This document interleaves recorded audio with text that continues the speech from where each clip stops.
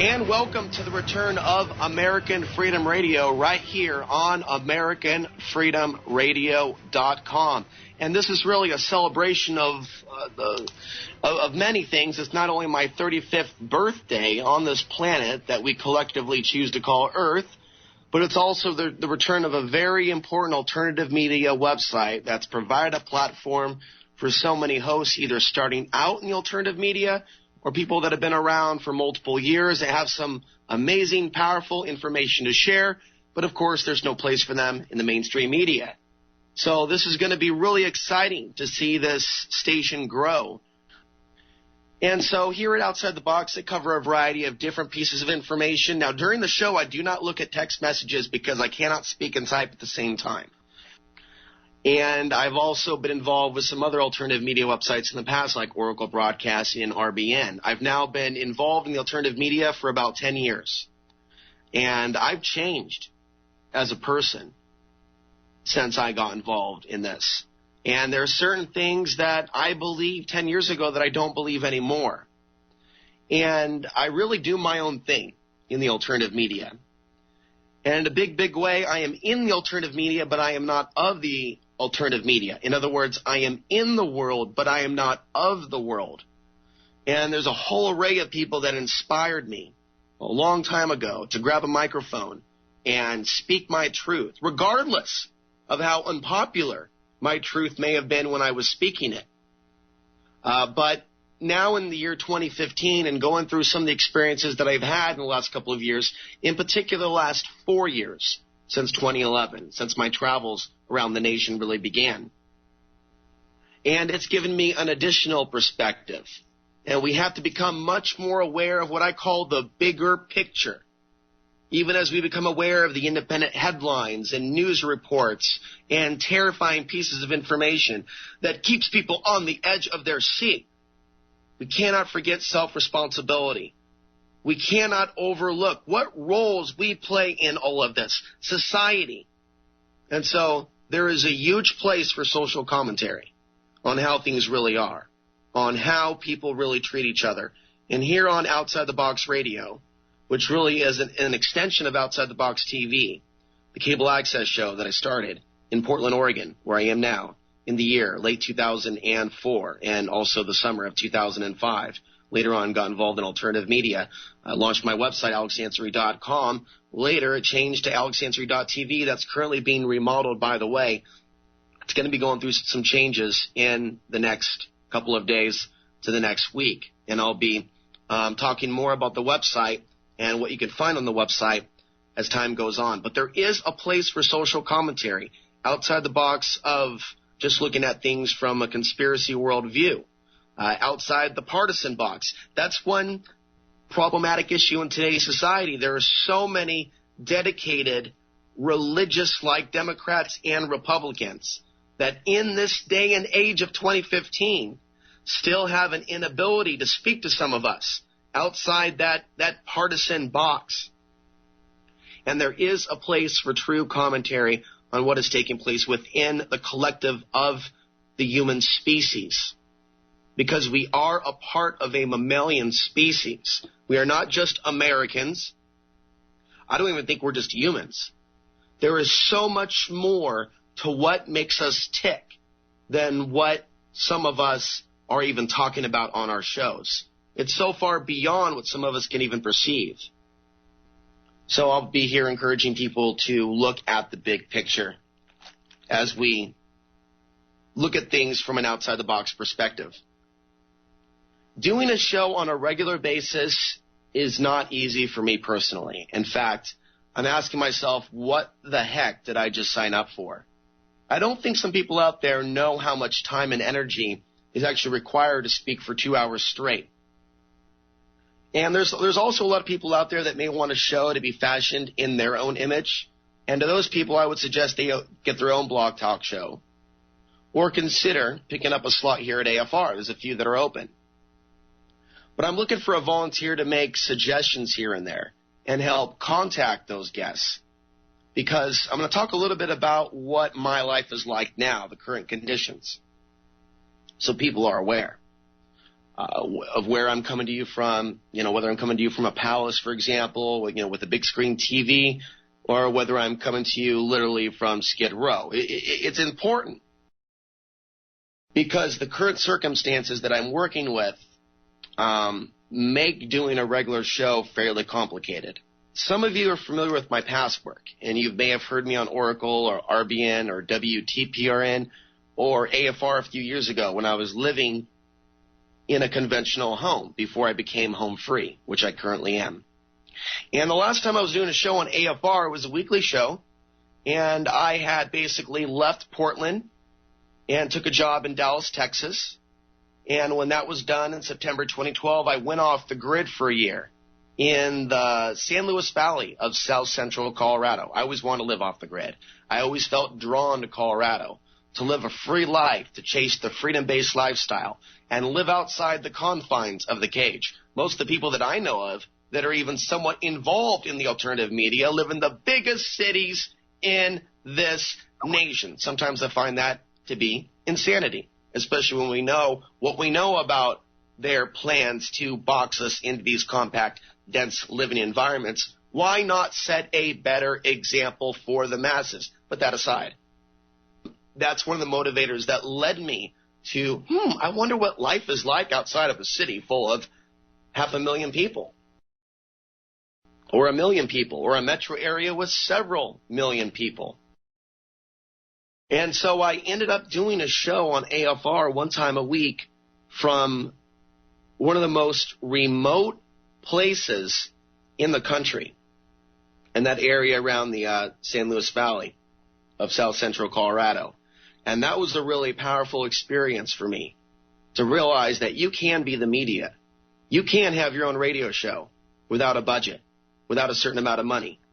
If you can breathe, if you can speak, if you can get enough food and water in your body, you can make it until, the next day. We're working to bring on our guest here shortly that I arranged. So that's one thing that's happening behind the scenes as I bring people up to date with where I'm at now. And it was in 2013 that AFR had some difficulties, and I myself had to hit the road again, so to speak. And I felt that it was time for me to leave the off-the-grid area in South Central Colorado and come back to Portland. And I moved back to the city of my birth in March of 2014, the city where I started a cable access TV show back in late 2004 and 2005. Upon coming back, I found a city that had been labeled to be #1 place to move to in all of America. A city where there was, and there still is, a outrageous homeless epidemic that most of America has never heard of. Why? Because most of America's homeless, I guess this gets into the economy, they've moved to Portland. Because things have gotten so bad around America, California, New York. And so I'm coming to you from a city that is collapsing. I am seeing firsthand the collapse of Western civilization. An increase in child sex trafficking that breaks my heart. In the so-called progressive city in Portland, we are seeing decline of what used to be called America's most livable city. So that's where I'm coming to you now, a city, a birth that I came back to with pretty much nothing. And I restarted Outside the Box TV with nothing while sleeping in my truck for most of 2014 and be treated like another suspicious homeless person, homeless male, in a city where the spirit of materialism has surpassed all the conscious aspects of the city of Portland that I once knew. In the last several months, with $1,200 that I earned working with a friend, I built a micro camper, a micro tiny home on wheels, which is to say a structure where I can get enough sleep, where I finally have blocked out the street lights so I can enter into a deep sleep. Most people don't know what it's like to actually lose your sleep because you have nowhere to go, and the psychological toll that takes, especially when you have nowhere to shower. It is very traumatic to lose those basic necessities of which I have lost this last year, even though I've been involved in the alternative media for 10 years. And to feel that being open about your homelessness is why people won't help you, because of the assumption that, well, if you're homeless and you're talented and you're intelligent, you must be a really bad person. Some of you might be shocked to know how prevalent that judgment actually is, especially if you're a voice in alternative media. Then they assume you must be really messed up if you're homeless. You might not believe this is the way people think about things, but I'm here to educate you and let you know it is exactly how people look at things. So what I'm here to say, as we get ready to go to our guest in the next segment, is that I have survived what many men never survive. And I have been looking for other men or women out there living the home free experience that are doing their own radio shows. And I haven't been able to find any. I haven't been able to find any TV hosts that are spreading the truth that are so. I know that what I'm doing is unique, and by choosing to walk on the non-materialistic path as Buddha did, it might earn me name callings and stones today, but I know that what I'm doing, following the synchronistic clues, is actually liberating my soul. And whatever I've gone through the last year, it may have been painful while I went through it, but it's made me a stronger, a bigger, and better person. And I'm really honored to be back on American Freedom Radio, to share some of my stories, information, to get into the news, to start bringing on regular guests on a regular basis, to actually show an example to other people that are in similar circumstances, but maybe not as harsh, that if I can do it, you can do it too. And there's a lot that we can do with little. The problem is people have been hypnotized into thinking that they have to have a certain amount of things, or a certain amount of physical support, or love from the opposite sex, or from family. Very few people keep walking forward when they're stripped, literally, of everything, and they don't even have a place to shower or sleep. I feel like I'm someone that's actually rising out of those ashes, if you will, to kind of share the story that mankind can liberate him or herself if he or she believes that they can. And we really have to override the influences of this matrix in order to believe in ourselves. In a world where there's so much focus, if you're a media person, especially whether how much, listeners you have, how much money you're making, how impressive you are or influential, how many advertisers you have. So what we're doing here on American Freedom Radio is very different than what you're hearing on mainstream radio. In fact, it's very different than what you're seeing from some others in the alternative media, because we're not here doing this for money or for fame or for anything like that. We're doing it because it's the right thing to do. And this would be a good place to conclude the thought. It's only because of the good deeds that I have done throughout the course of my lifetime that I even believe that I've even had the opportunities, divine interventions, and so many synchronicities, more than I can possibly count, that have helped me make it to the next step in my life. And those are the things that I remember. So we're going to go to a break here shortly, but I want to provide some information on my websites before we go to our guest in the next segment, which is Freeman. We're glad he can make the time to be here today. My email is alex_ansary@hotmail.com. American Freedom Radio, by the way, can be heard via smartphone. So you may want to check out AmericanFreedomRadio.com and check out their smartphone app. My YouTube is youtube.com/AlexAnsary, and it's at that place where some of the guest interviews from this show are going to be reposted. And I'm also looking for volunteers to help me find guests and make suggestions for guests so we can have a variety of information on the show. And, of course, if you want to donate to Outside the Box Radio, you can do that at alexansary.tv. With that, we'll be back in just a bit and start talking with our guest, Freeman Fly of thefreemanperspective.com.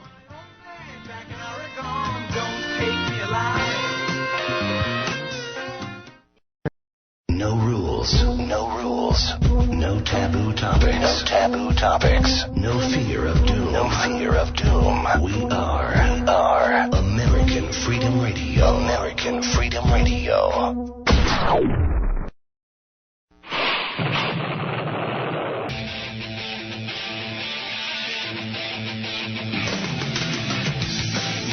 And welcome back.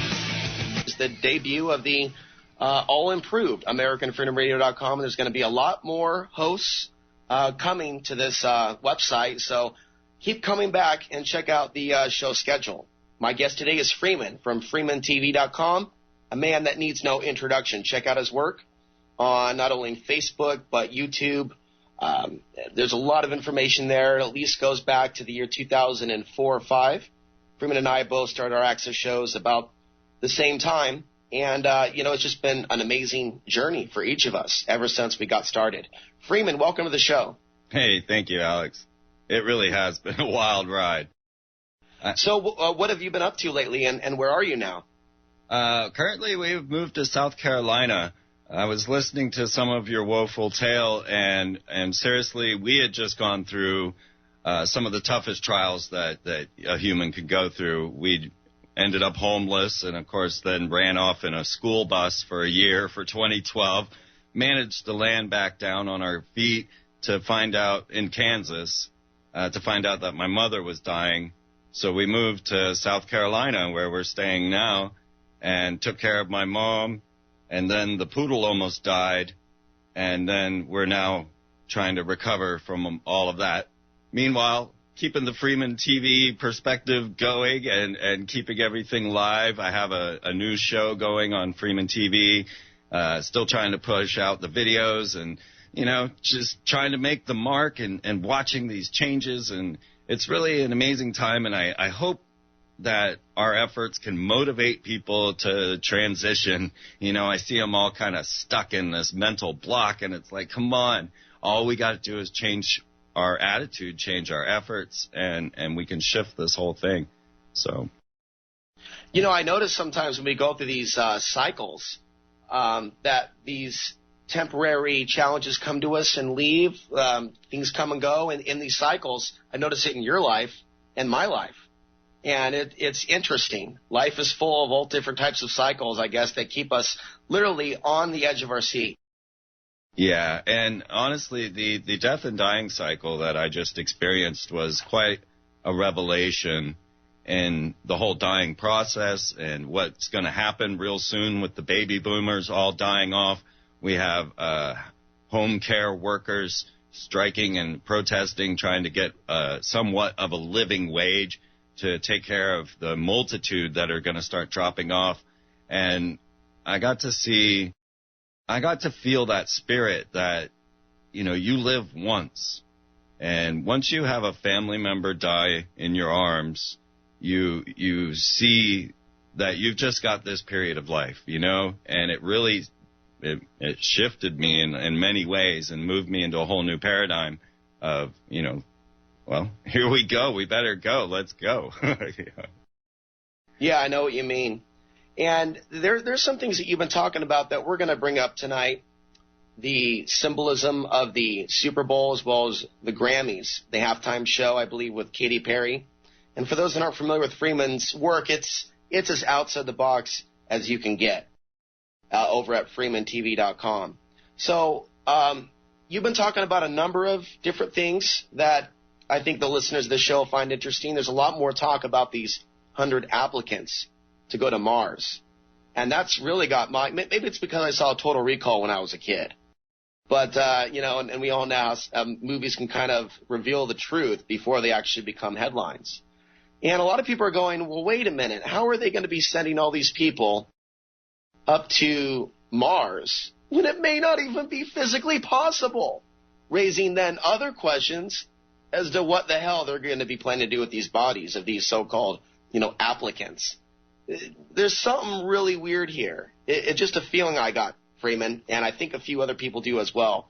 But, I mean, where would you like to start in our today's analysis of this strange world that we live in? Well, you immediately have me thinking about the multitude of stem cell projects that are going on the International Space Station. because long-term space, time and space will degenerate the body very much. And they have been sending up human stem cells to the International Space Station to try to genetically develop a method of, well, really it would extend life if it were brought to Earth. Used in space, it would help them to stop degenerating as they're floating in zero gravity. So a trip to Mars, I believe, is about 9 months. And this is a one-way ticket to Mars. You do not return. These are the first colonizers.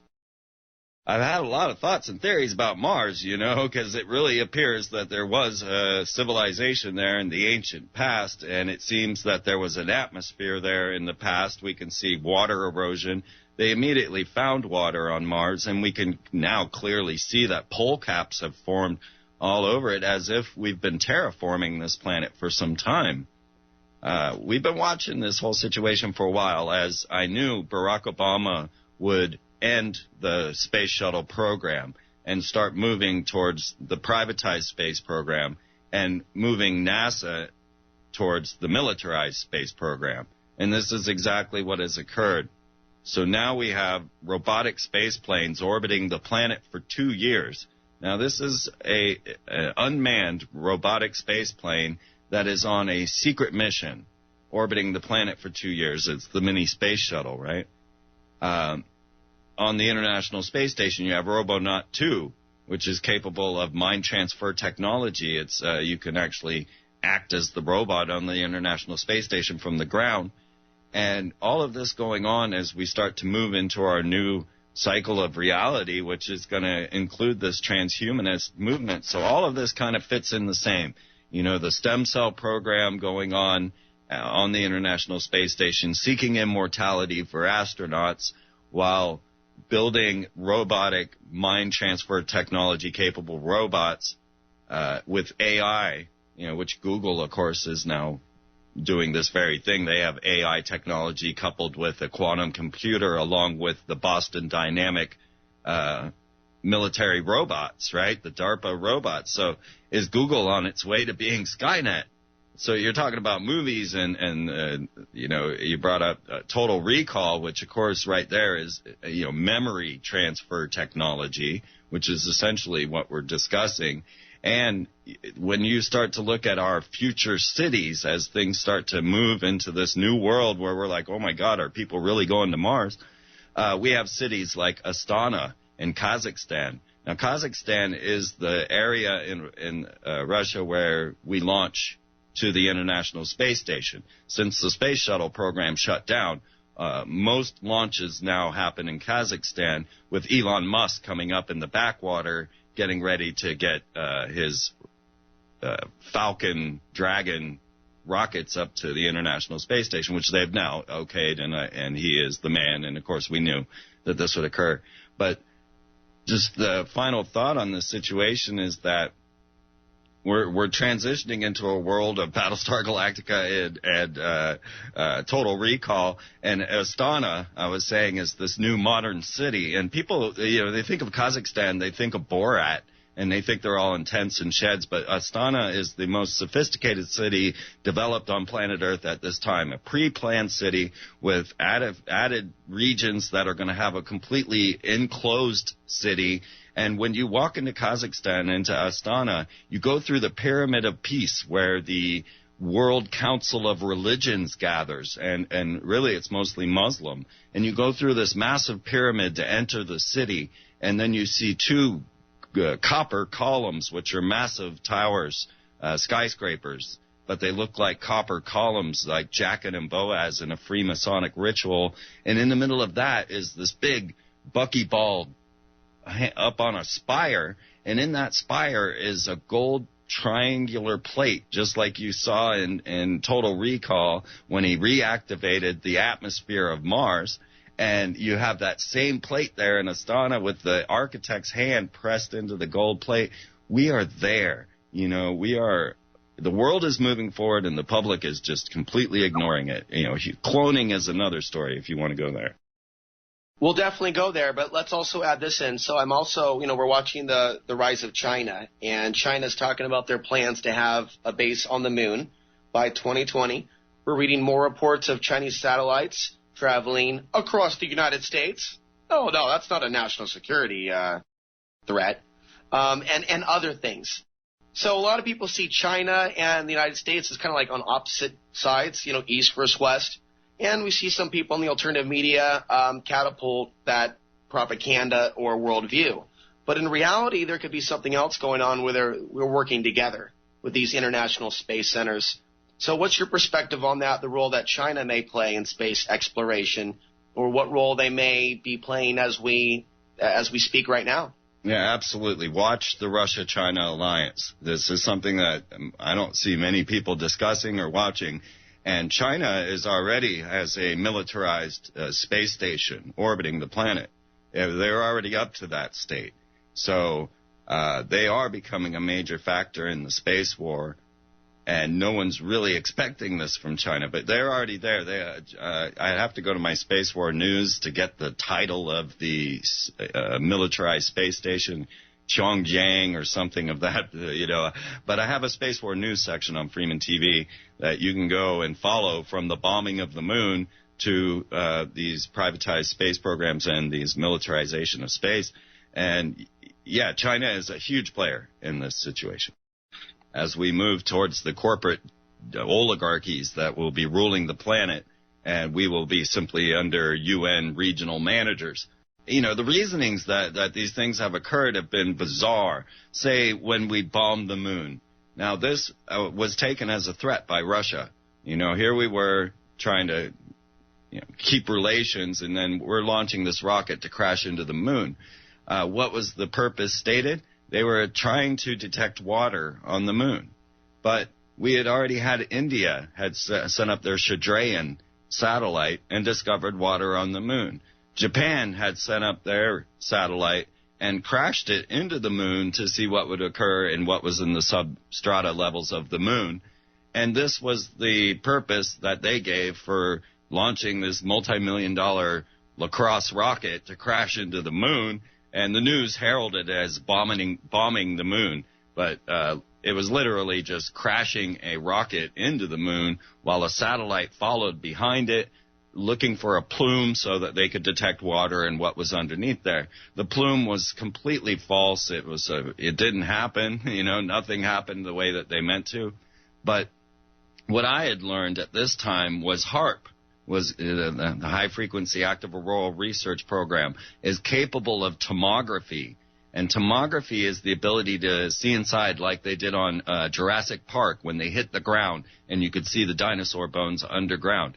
HAARP can do that at a major distance, even to the moon. And they actually finally announced, when they officially closed HAARP, that they had done tomography on the moon. So what they had done was strike the moon, make it ring out like a gong, and got a map of the inside of the moon. And things like this are going on all the time, and the public are given silly, silly stories. The cloud of care is another one, when they launched an aluminum oxide cloud up into the upper atmosphere, and they told everybody that it was to test noctilucent clouds. This technology is the same thing that you saw at the Norway spiral, and pulsed by these antenna arrays. Their HAARP is called iSCAT. Now, let's think about these antenna arrays real quick, because this is our future. iSCAT, the antenna array in Norway, where the Norway spiral occurred, launched a Doritos commercial to Ursa Major. All right? Now, the deep wave guide antenna array in Cape Canaveral, it simultaneously transmitted The Day the Earth Stood Still with Keanu Reeves and sent it to Alpha Centauri. Now, oh, that's the sound of the music. We'll be back in just a few with Freeman from FreemanTV.com.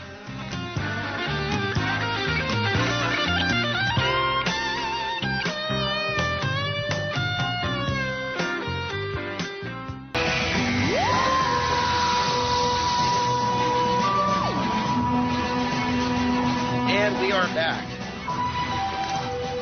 Debuting the return of American Freedom Radio with style, class, knowledge, wisdom, and a unique perspective on the world we live in that you're not going to get from the mainstream media, nor TV shows on the mainstream media like Ancient Aliens. Now, this whole topic is really interesting of this plan to send, supposedly that is, human beings to Mars in the coming decade. And there's a couple of different years given. One's 2023. The question is, where's the money coming from these mysterious donors? How are they planning to get there? Here's another question for you. Here's what I think about a lot. I think we could be looking at a World War III scenario managed and staged by the New World Order to bring in something else around that time period. I mean, things look like we're on that direction. And so they want to launch this supposed, trip-off planet. So they're putting it out there in the collective consciousness, mass consciousness, go off planet. Hey, aliens are our friends. Hey, Katy Perry wants to have sex with aliens. Here's her song, E.T. Listen to it over and over and over again. In fact, fall asleep to it. In fact, you're probably asleep if you are listening to it. Freeman, where do you want to pick up with all this? It just seems to me that, this is a little too strategic for the timing of this supposed launch to Mars, as we have all these things that we're likely going to be facing here down on the ground on Earth. Well, they're absolutely legitimizing the alien idea to the point that we had two Jesuit lead astronomers of the Vatican, Consul Magno and Benjamin Funes, come forward saying that they would baptize E.T. no matter how many tentacles he had. And then even going to the point to say that the extraterrestrials did not suffer original sin because they were not born of Eve. So here we have two lead Vatican astronomers bringing this to the surface. Meanwhile, Buzz Aldrin is running around on every television show from Worldwide Wrestling to some sitcoms to announce that there is a monolith on Phobos, and constantly saying, well, it was either God or aliens that put it there, because it is bizarre, this massive monolith on the moon of Mars.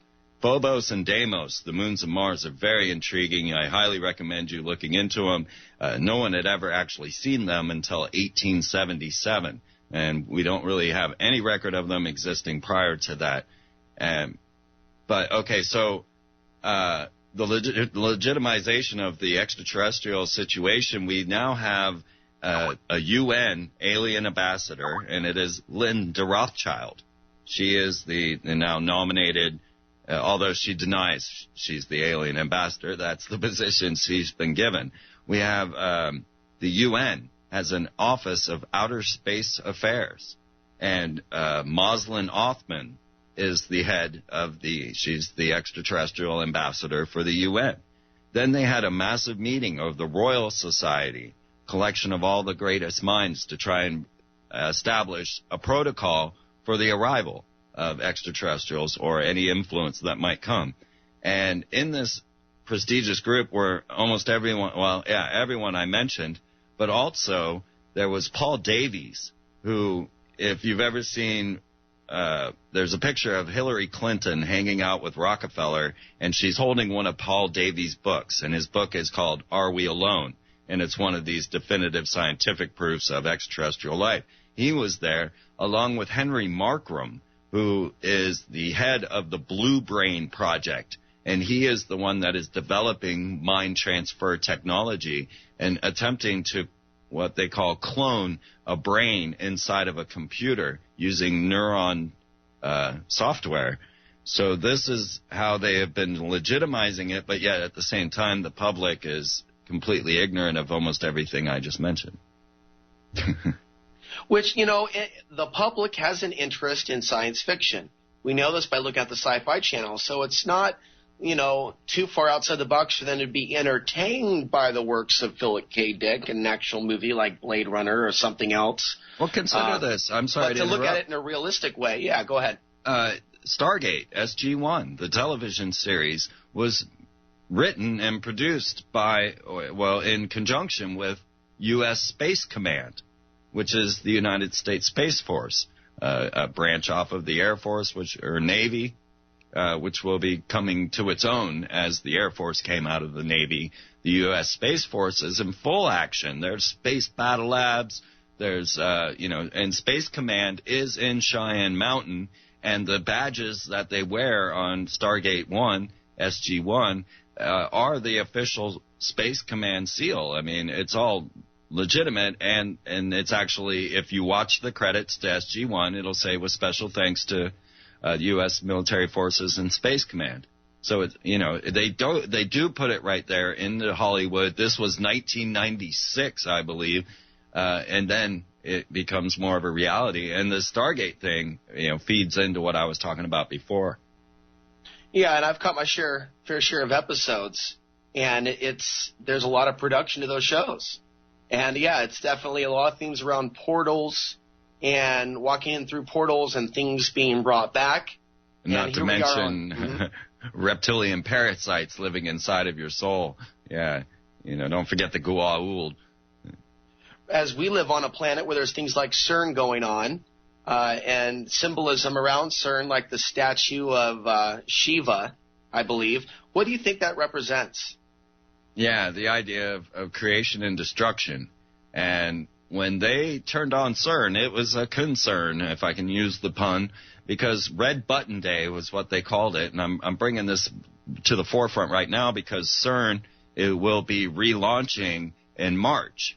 So it had hit world record levels in its power the day of the Norway spiral, the day Barack Obama went to receive his Nobel Peace Prize. CERN was at world record levels, and we had this mysterious-seeming portal open up over Norway. But they were very concerned because CERN could make rogue black holes that could just roll around and destroy everything in their path, or what they call strangelets, which seem to just unzip reality, and many faults that could come out of it. Now, the curious thing is, why would so many nations be scrambling over one another to give CERN, which is the European Nuclear Association, all this money? I mean, they're trying to throw billions at it, and CERN's, picking and choosing whose money they will take. And America has actually been cut out of the running when it comes to their super mega computer known as the LHC Grid. The Grid computer is 200,000 interlocked with direct fiber optic line computing power. It is capable of mind transfer technology. It is, because we're talking about pushing what is known as exabytes of information at a time. Now, your computer is now running at gigabytes, and most of us that have been around a while remember when it was running at megabytes. Exabytes are 5 quintillion bytes, right? It's like, so to put it in layman terms, every written thing on the planet could be contained in 5 exabytes, right?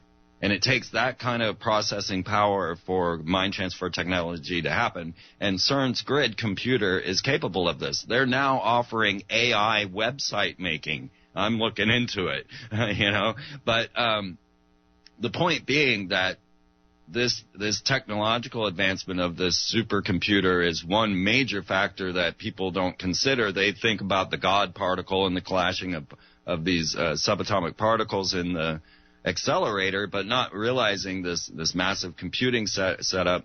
And of course, that's where the internet, or the World Wide Web, comes from. Not the internet, but the World Wide Web is from CERN. It has altered our world, our lives in so many ways, and is about to do it again. I do believe that so the lead scientist, and sorry to keep going, the lead scientist in CERN said, we are punching a hole into the other dimension and something may come through. Now, that is a direct quote from the head scientist of CERN.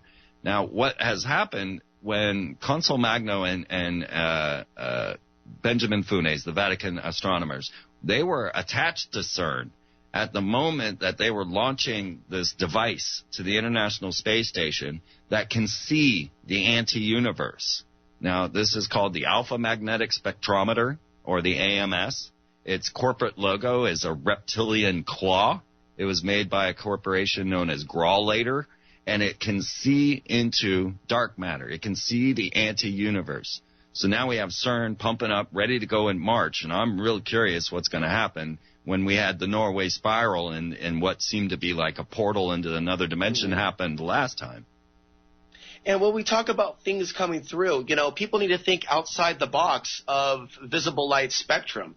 We're not necessarily talking about monster motherships with big old, drooling fangs with blood and pus. I'm like, we are talking about the unseen realms. And, they talk about that bath salt attack where that guy, bit that guy's face off in Miami a couple years ago. Well, it came out he wasn't even on bath salts. And there were other cases of people acting really bizarrely. And we see all these videos on YouTube of even women acting out in violence, attacking men on the subway, ripping off their clothes, putting on these weird Egyptian masks and helmets. And there's something going on that almost seems like they're being invaded by the mind parasites or the archons. We'll get into that much, much more with Freeman of FreemanTV.com after this. Second hour coming up shortly. We'll be back.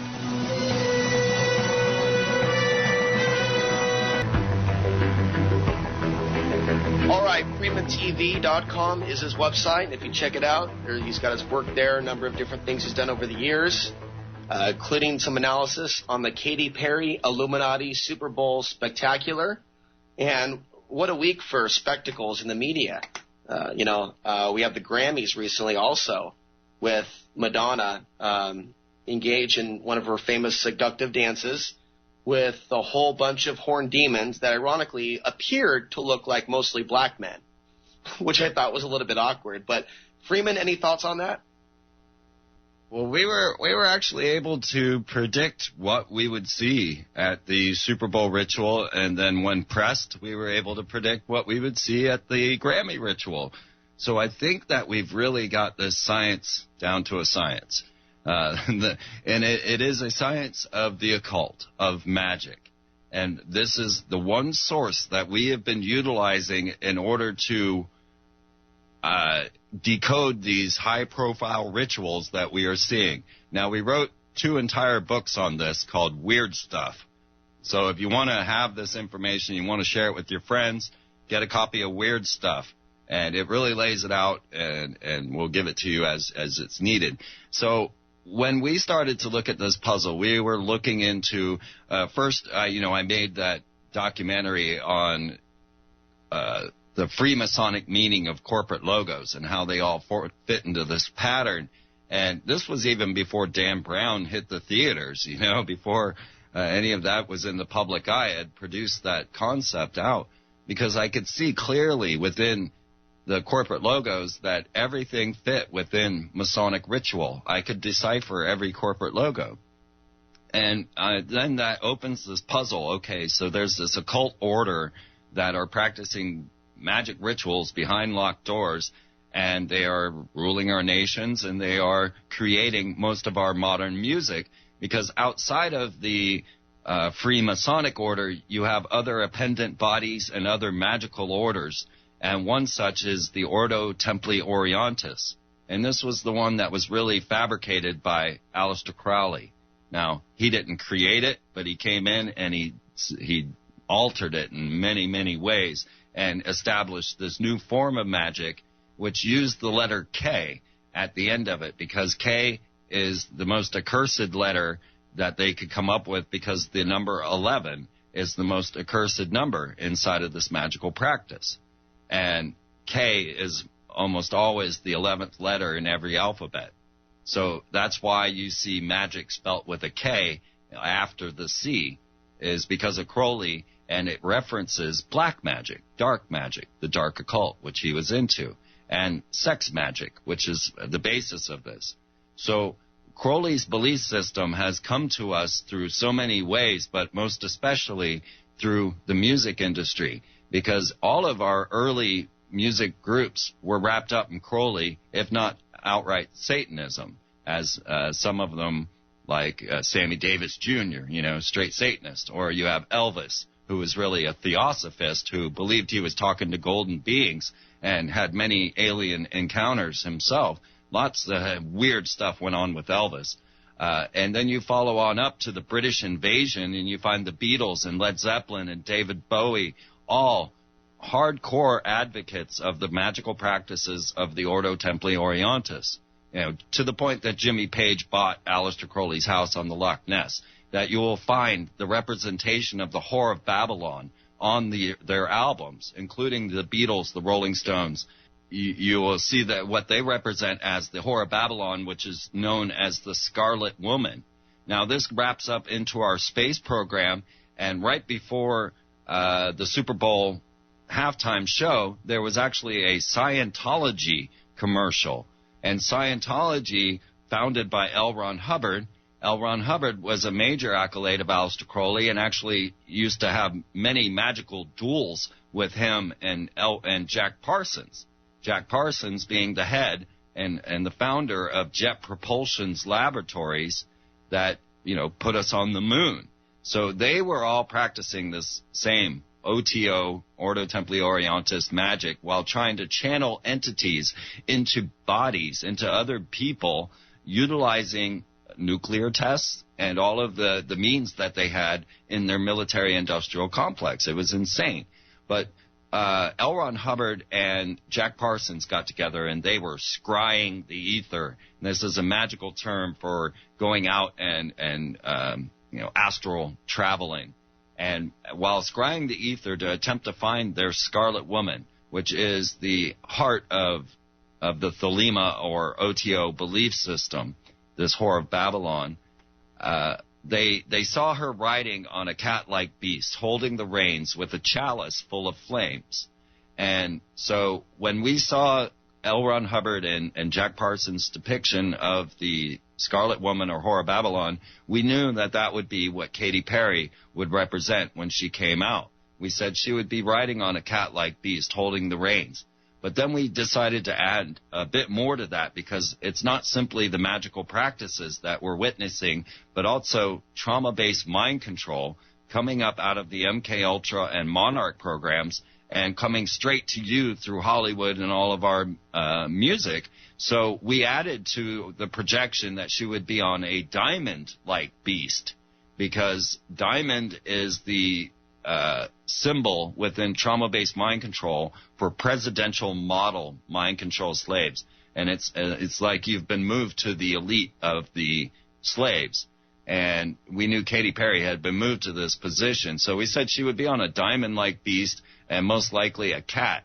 And even to the point that we showed Aleister Crowley's tarot card representing this. And if you hold the tarot card side by side with Katy Perry's appearance on the Super Bowl, they're identical. You can see that it was meant to be there, only now Katy Perry is the chalice and filled with flames as she was in that flame dress. So, nailed it,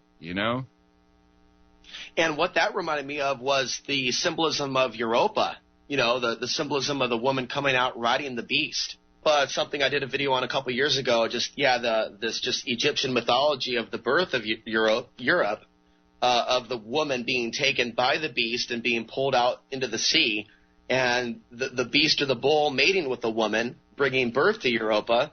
And I stumbled upon this by reading this, discovering it through Tom Horn of the Raiders News Network. And he talks a lot about, transhumanism. So it's interesting timing, Freeman, to see that symbolism come out. Because we are seeing, and we can also maybe talk about human relationships a little in this, I think a lot of us and a lot of the audience has probably noticed this great divide between man and woman, and this promotion of the female sex slave in media, and the youth being targeted with all these sexual symbols and images and so many other things. Also in a day and age where it seems like adult men and women are being turned against each other, being encouraged to fear each other instead of love. And so it's definitely a strange time to be alive.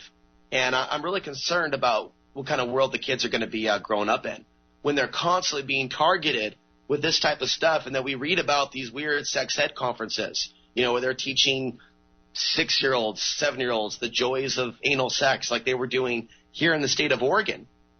And the conference that they held here was so alarming that a sheriff in Yamhill County, which is about 60 miles from here to the west, tried to shut down the conference, Freeman. And these people aren't even into the material that we're into.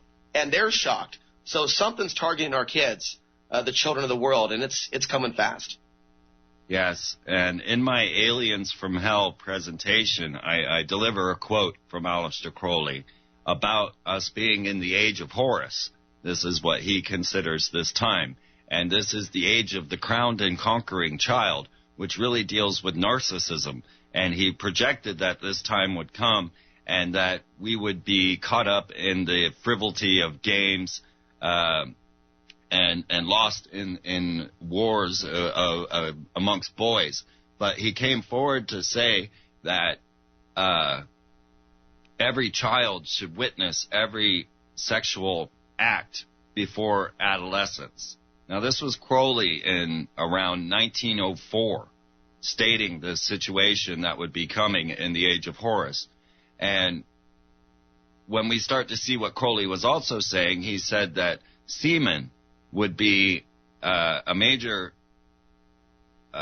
factor in the transition of life on planet Earth, utilizing the idea of semen as a carrier of information.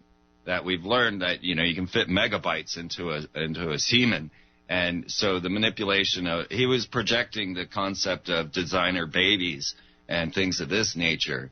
So we are seeing this, and we are at the same time seeing the hypersexualization of children and then women, more specifically, because men have already been hypersexualized over the ages of Hollywood. But women, they need to reach, we believe that the concept is that there is a polarity necessary for the sexual friction to use as sexual magic. And so they are moving women to the perversion of men. And we can see it often through things like Beyonce and Hannah Montana or Miley Cyrus, in her Bangers tour, and how everybody cheers this on. Meanwhile, like you're saying, that the people protesting the sex education in kindergarten are being hit in the head with bottles and beaten by the public. So we constantly find where they utilize what people consider a freedom or a right and turn it against us and use the perverted sense of it and make us beg for it. Yeah, without sounding judgmental, I also want to throw in that I think sexual debauchery has its roots in environmental degradation. It's just something that I've always felt. So, when you have a polluted world and a world that's traumatized and an earth spirit that's traumatized, certain behaviors, sicknesses within the human psyche will express itself all throughout our world.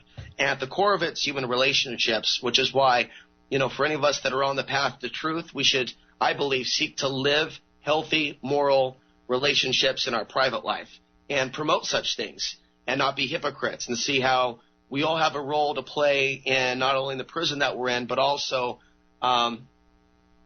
liberating ourselves. It's really an inside job. And I guess unless we're willing to look at some of those issues, we might stay stuck because we just can't keep blaming externally something else. I think we definitely need to see more love in our society. And people were predicting a collective shift in consciousness when you and I were both starting our shows back in 2005. I'm sure you got it a lot. Hey, Freeman, by the next few years, we're totally going to look back on these days and laugh because we're all going to be ascended. And in reality, it seems like these are the most unromantic times to be alive, in my opinion, because the anti-man, anti-woman mind control seems to be affecting a pretty good deal of the planet's population. And so for me to believe in a collective shift in consciousness, for example, I would really want to see more people that are invulnerable to that mind control, that are actually holding the love frequency, not only for others, but for themselves. Yeah, you have to have the knowledge because the social engineers are so sophisticated at this time. It's very difficult when you have Oprah heralding Beyonce as the queen of feminism and, even Michelle Obama as standing proud behind Beyonce as being this, head of feminism. But then her song for the feminist movement is bow down, bitches, bow down. And it's an attack on their own beauty, the entire song. And if you were to listen to the entire album, It also gets into Jay-Z raping her on the way to the concert or on the way to the club. It gets into adultery and being beat up. You know, if you listen to Beyonce's whole album, there's, you know, you might as well be pushing 50 Shades of Grey, you know.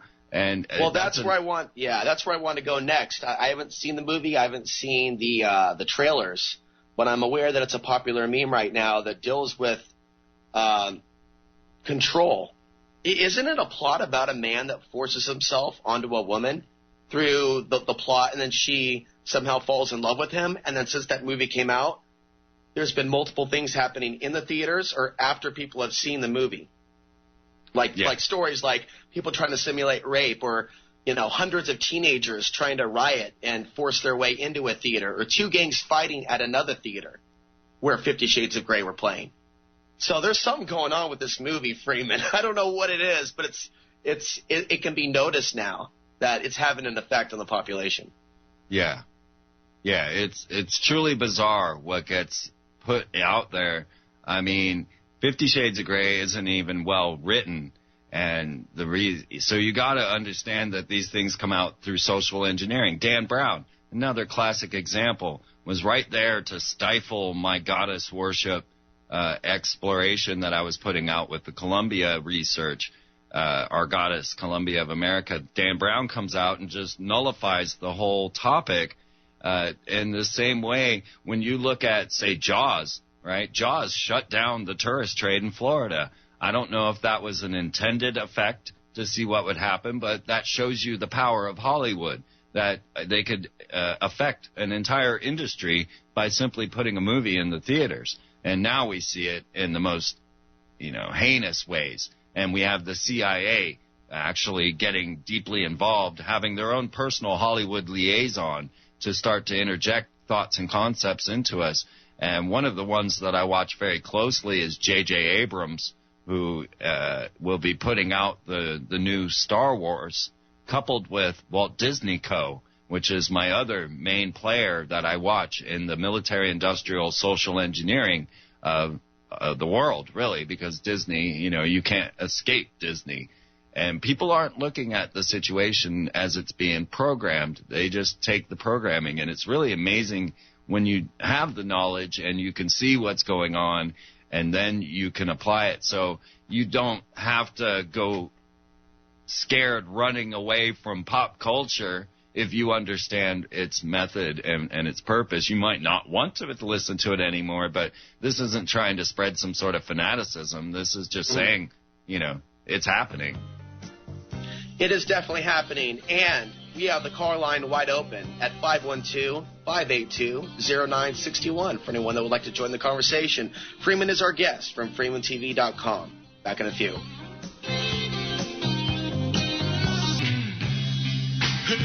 There's actually more than a few people that have made comparisons to what maybe the real dark ETs look like from experiences they've had in the astral realm or, you know, alleged abductions, and what is depicted in the movies of George Lucas, in particular the newer Star Wars, example, episode 1, 2, and 3. I did not know they were making another Star Wars. I'm definitely out of touch. What's your thought on what George Lucas put in the Star Wars films, Freeman? Well, this really speaks to what is coming to light now and also rings inside of the occult, and that's the idea of genetic memory. We are now finding scientists coming forward saying genetic memory is a scientific fact. That means that you are carrying memories from distant relatives all the way through time. And, you know, it's pretty amazing science, and it's always been part of the occult, and most people, you know, past lives situation and all that, thought it was crazy, but now it's becoming more news. Wait, the question again. Mm-hmm. And so I'm wondering, for example, let me get more specific. Do you think that George Lucas is an insider? Oh, okay. Who's deliberately, like, leaking the images of these things, or, like a lot of other filmmakers, you know, really just their imagination, and it's like consciousness is speaking through them and their paintbrush palette in their filmmaking capabilities and their scripts. With a lot of people, it can go either or. Either they're trying to implant something or warn us whether they know it or not. Well, he was knowingly using the hero cycle to embed it into our consciousness. So it was an absolute effort on his part to write in the common cycle that a hero goes through as outlined by, let me forget his name now. It's on my bookshelf. Joseph Campbell, right? So this is written right into our DNA. So the story had to go golden. It didn't matter what he did, because his cinematography was actually just based off of old World War movies, and he took some scenes directly out of other films and just put them in spaceships instead of fighter planes. So it was really the fact that he had written it into our genetic code utilizing the hero cycle that made it such a phenomenon. That and the amazing technology that he was starting to put into the situation to alter her. But the concepts of the Force really were something that altered the planet and altered everybody's way of looking at things. And really, this is an occult perspective again. And the Jedi even relate back to the serpent lords of the ancient past. But when you look into the concepts of the Force and this idea that there is a dark and a light side, and they're ever battling each other. This is this dichotomy that they continually put in.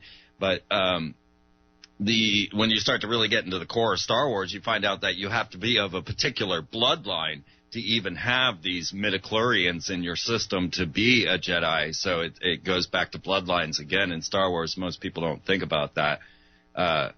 So George Lucas himself, curiously, was involved in a strange incident. The Rolling Stones was playing Altamont Theater, and this was when they got the Hells Angels to stand as bodyguards and as guards at security. And a man was knifed by one of the Hells Angels in the audience in front of the Rolling Stones. Well, it turns out George Lucas was on stage filming the situation. He didn't. It doesn't seem that he was the one that captured the knifing on film, but he was one of the people that was involved in this mysterious event. And there's been a lot of conspiracy wrapped up around it. And so it's possible that he had gotten sucked in at that moment, being involved in some sort of conspiracy dealing with the Rolling Stones and a murder happening at the Altamont. So that, that's what I got on Lucas. But now Lucas has sold it off, right? And if you were to start watching the Clone Wars, right? And of course now we're starting to project that clone situation. Clone Wars is nothing but trauma-based mind control for children. Watch it and realize what your children are getting programmed in, all the aspects, to the point of having characters put into cages and electrified, which is one of the current common methods of trauma-based mind control. It's all in there. And the blood and slaughter is an incredible amount for a children's cartoon. And this is all Walt Disney Co. People forget, Walt Disney did buy the whole Star Wars franchise. And, I mean, if we could go on, we would talk about the Princess Warrior programming that is occurring by the military-industrial complex. Do not forget that Disney is a military-industrial complex corporation, and how they are affecting the children in the store aisles, utilizing the pinks and the blues and the princess and the warrior. This all is outlined in Weird Stuff as well, our book. So it goes deep, and once you realize the power of this dark psychology that is being used against us, it's amazing. So touching upon cloning just a little bit more, going back to our conversation about, they're going to start supposedly taking people to Mars. A lot of people suspect this is really about a secret hybrid program. And, I don't think that one has to be a conspiracy theorist or out there to look at this realistically, knowing what mankind is already capable of. And so, yeah. So, well, let's be clear. Yeah, let's be clear. Human-animal hybrid cloning is not illegal. It is not illegal. They hybridize jellyfish, all right, with human DNA. Human-animal hybrids. Georgia right now is trying to pass legislation to ban human-animal hybrids, and it's pushing to make it a misdemeanor, right? So, I mean, even if you did it, you get a ticket, right? Human cloning has not been illegal. It is frowned upon. It is an attempt to say that, it's immoral, but yet it's not illegal. And what was really happening was that there was no government funding to go into human cloning. So Ian Wilmot, the creator of Dolly at the Roslin Institute, who's having a big revolution right now, he had no money when he was cloning Dolly. Like, trying to get money for cloning, he was actually trying to get rich. He was trying to clone Dolly in order to develop a sheep that would produce pharmaceuticals in its milk. Like, this was what they were doing. They were already cloning cows.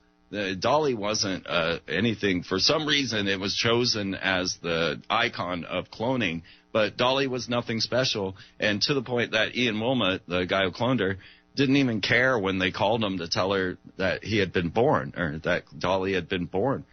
So cloning and human cloning was not any way financially sound business practice until Barack Obama came forward and released the restrictions on stem cell research. Now, people don't hear stem cell research as human cloning, but it is. And he allowed for human cloning for experimentation while condemning, openly condemning, and he said this in the speech on the stem cell release of the restriction of the funding. He said, we cannot stand by and have human cloning for reproduction in any way, shape, or form. We find it profoundly wrong, and went on and on. But this was for reproduction. This is like trying to, if you wanted to clone yourself, or there's a dentist in Canada that bought John Lennon's tooth and has every intention of cloning him. Michael Jackson clones and things of this going on. It's not illegal, and it was just simply not profitable, and now Barack Obama has released the restrictions for federal funding, so now they can get the funding they need to start these stem cell projects and do human cloning for experimentation, but not reproduction. And in addition to that, just looking at what could the genetically modified food that's been made available without the proper studies, even though they did studies on rats and they found that their organs failed, but what will be the long-term effect on the human population, and cloning aside, but maybe just to prepare us to enter this age of the new man. So, the facts of the case aren't really out as to what the Monsanto seed is actually doing to us, our psychology, our behavior, I would even say our sexuality. And I think that we're seeing a rise in strange behavior. I think the problem is some people that are anti-Monsanto aren't looking at this deep enough. Some people think this is just about money. This is just about, a few things. But, no, it couldn't be actually dealing with changing what we are and who we are. But the more we look at this, the more we see more evidence that science is, as it's being utilized today, is dramatically changing the nature of mankind. Absolutely. And don't forget that Monsanto came out of Walt Disney. People don't know that either, that was spawned out of the World Fair, Disney Memorial. They put Monsanto, even to the point that when you come out of I think it's Space Mountain, after you've been traumatized, they have all the Monsanto home things that you could have in the future in your plastic house. And, so you're on a trauma-based mind control program of a roller coaster, and as you exit the ride, they're programming you for the future. I mean, that's been up there since the 70s, right? So this is how it gets into our consciousness. How Monsanto could even rise to the surface is utilizing theme parks, Walt Disney, and social engineering through media. So, this is a double-edged sword. Paul Lafley, visionary, he's developing a seed that would grow into a house. So he wants to genetically modify seeds so that they would literally grow, tree would grow into a house. And currently in England, they just passed legislation allowing three-party babies. So we're now to the point of genetically designed or designer babies as well. And this all is going to be really setting up a horrific situation because of the people in charge. The technologies themselves could be utilized for immortality. We could find, pure health. We could, generate spinal columns, and all the things that they tell us they're getting the money for, right? But not doing with it.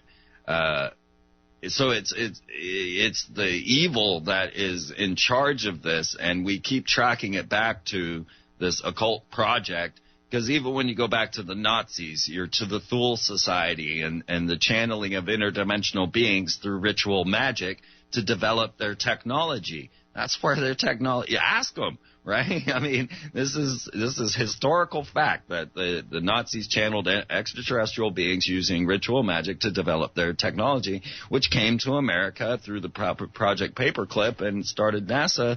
And it rolls and rolls and rolls. So you realize that when the people creating this stuff, the people that made your television, it's the Golden Dawn Magical Society created the Crookes tube, which became the cathode ray tube, which became your television, which was a device used to talk to beings on the other side.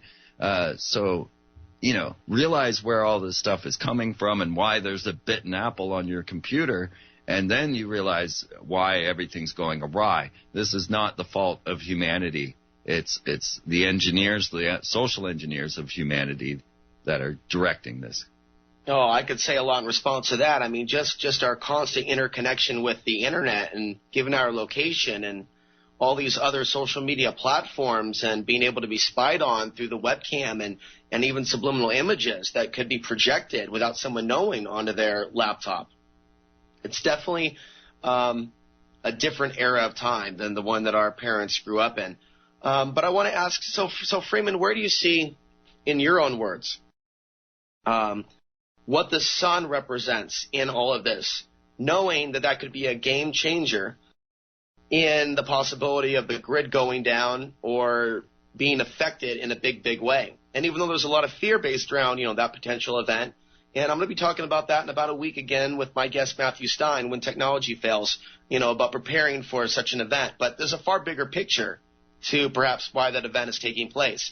If this, in fact, is a Tower in Babel situation playing out, where they're building bigger and bigger skyscrapers and more technology and cloning, and they want the world, the ring, and everything in it. And, they've got this event that's a game changer. It's interesting. And I think that we should look at this potential event from a big picture perspective outside the doom and gloom one. Because a solar flare scenario, a solar flare kill shot, as Ed Dames and others have talked about, and I know Ed Dames has said some crazy things over the years on Coast to Coast that never came true, but a lot of us have had dreams about the sun and feel a deep spiritual connection to the sun. And we're fascinated by studying solar changes, and I know Freeman is too. So how do you think this could play out? And do you think the sun could be a big game changer for this robotic, transhumanistic, archonic, occultic takeover of the Earth?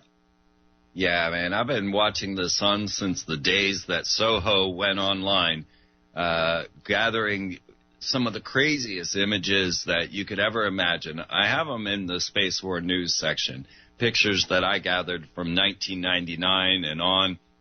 They were actually on a floppy disk, if that gets you any idea. I had to find a computer that would take a floppy disk. So anyway, that's how long we've been at this. But I have an image there of this strange beam of rings coming out of the bottom of the sun and other mysterious massive objects that have been noted around the sun, some called the Sun Cruiser, and really bizarre things. Okay, so the sun, as you have shown in your amazing presentation from Free Your Mind, which I guess I should promo that right now. Free Your Mind is coming again April 10th through 12th and near Philadelphia, and it's going to be an epic event. FreeYourMindConference.com, because oh man, these Free Your Mind conferences have been epic, and yeah, all right.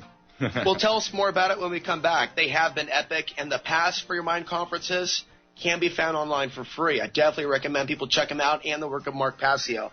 We'll be back with Freeman. Last segment, FreemanTV.com. We got open lines at 512-582-0961 for this February 25th transmission.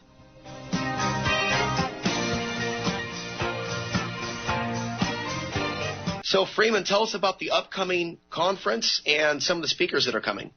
All right. Yes. Free Your Mind, FreeYourMindConference.com. And if your listeners want to get $15 off their tickets, just put in the coupon code Freeman. That's just Freeman. and you get $15 off at freeyourmind.conference.com.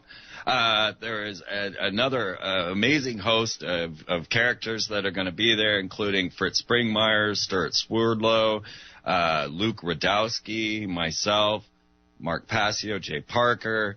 The list is really long. I'm amazed. It's going to be 3 days of just nonstop. The last Free Your Mind felt like we had stepped back into time to the founding fathers, and the amount of compassion and just sheer, I can't think of the word, just everybody was so impassioned in the whole situation that it really left everybody moving and ready and ready to go and take charge of their lives. And, it's been, and it was amazingly synced. None of the speakers knew what the other speakers were talking about, and we all seemed to just form this cohesive thought. It was amazing.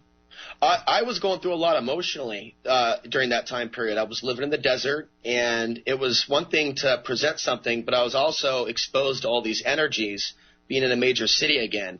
So there were times where I had to really retreat and get away from everybody. It's hard.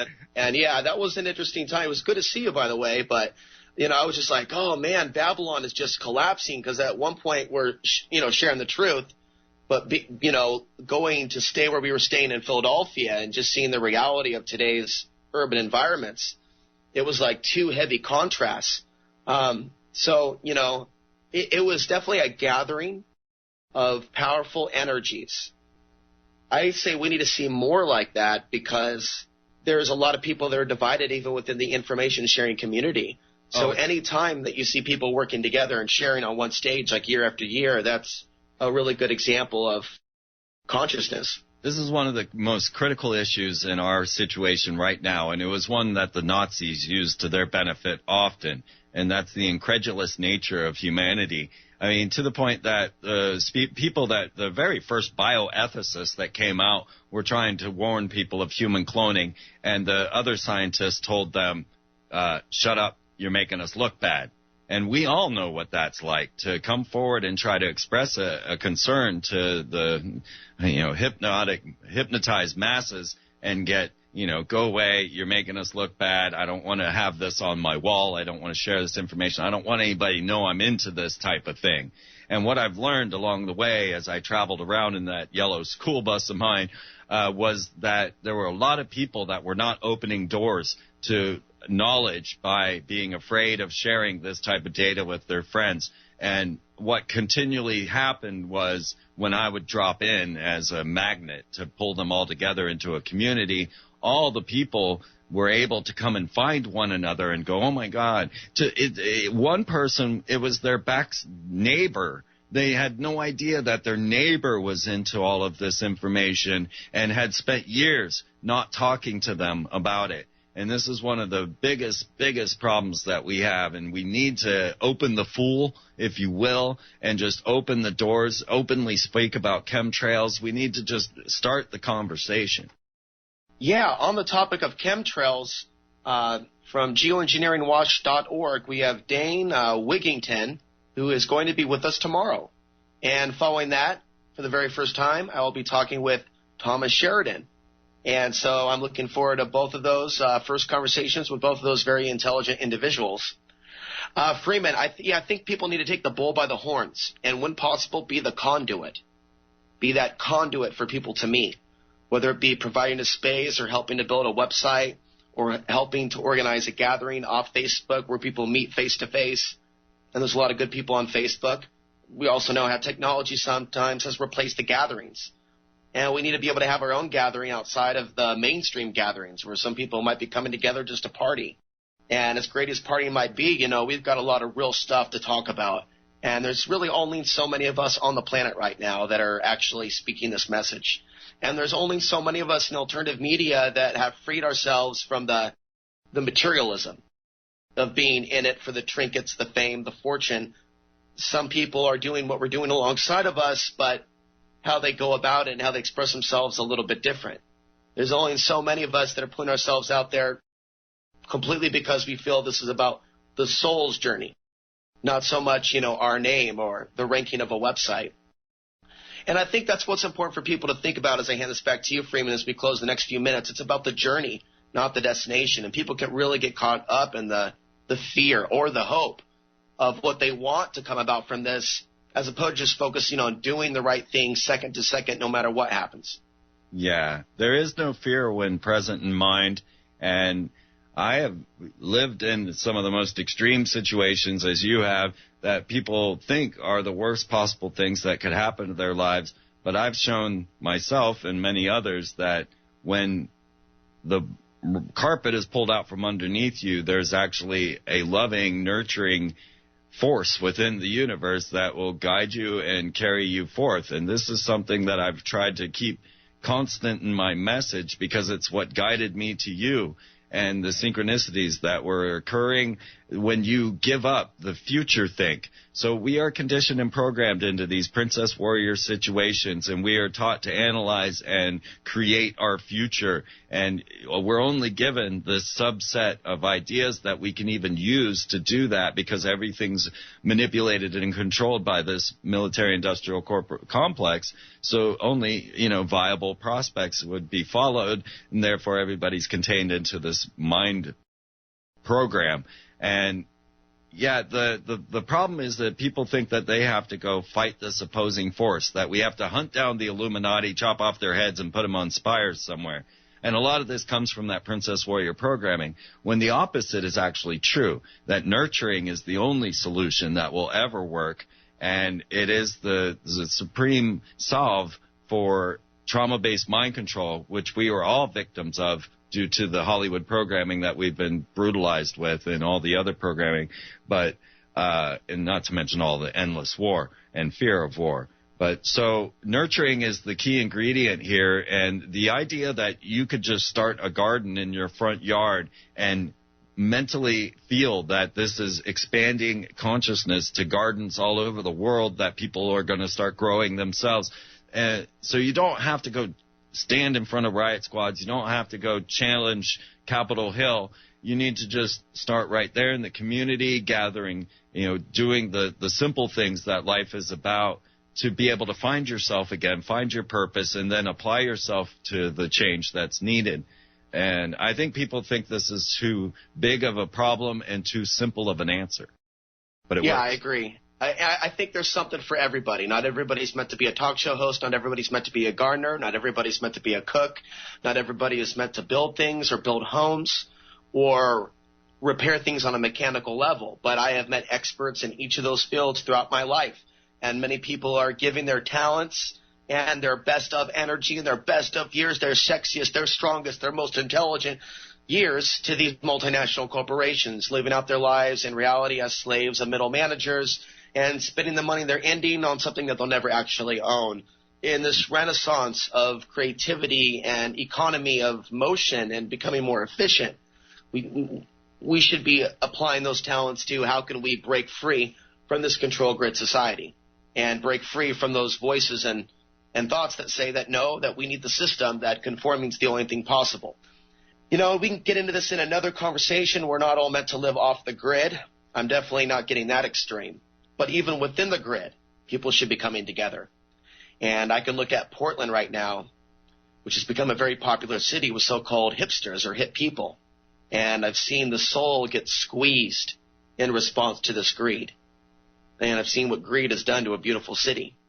So, and I'm not just theorizing stuff reading on the internet. I'm getting also a real education in this last year, seeing what we don't want. And in recognizing, I think what we don't want, we can also create the opposite for ourselves and realign with our truth, even if we're aware of the negativity within society. And by being alone in some of our concepts and ideas and truths, I think we can also find a sense of peace. I don't think that we always need to be accepted by everybody around us for being on the right path. It's good to just do the right thing regardless. So, Freeman, we only have a few minutes left. What would you like to leave people with? Oh, always a bit of hope, As strange as all this life is, it's amazing and wonderful, and I don't think it should be approached with fear. When I'm trying to share this information, I'm always thinking that I'm spreading wonder and amazement to the world. But I see that this could have negative effects. So, just keep it light, keep it beautiful, and find your path. Excellent way to conclude. FreemanTV.com is his website. Mine is AlexAnsary.tv, as well as YouTube.com/AlexAnsary. I'm Alex Ansary. This has been the relaunch of American Freedom Radio. This is Outside the Box Radio, and we'll see you tomorrow. Take care. When the true king's murderers are allowed to roam free, 1,000 magicians arise in the land.